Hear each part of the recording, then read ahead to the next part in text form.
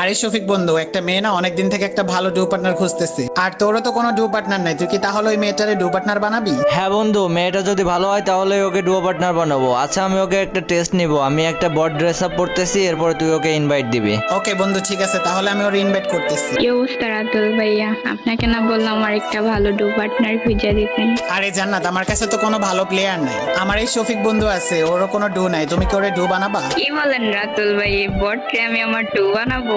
লল ভাই। আরে জান্নাত, তুমি এসব কি বলতেছো? তুমি কি চিনো ওরে? ওকে তুমি কি জানো? আরে বন্ধু, তুই কিছু বলিস না, তুই থাম, আমি দেখতেছি। আরে জান্নাত, প্লিজ তুমি আমার ডুও হয়ে যাও না প্লিজ। ভাই লল, তোর কাছে কি কোনো ভালো ড্রেস আপ আছে? তুই এসছিস আমার ডু পার্টনার হইতে?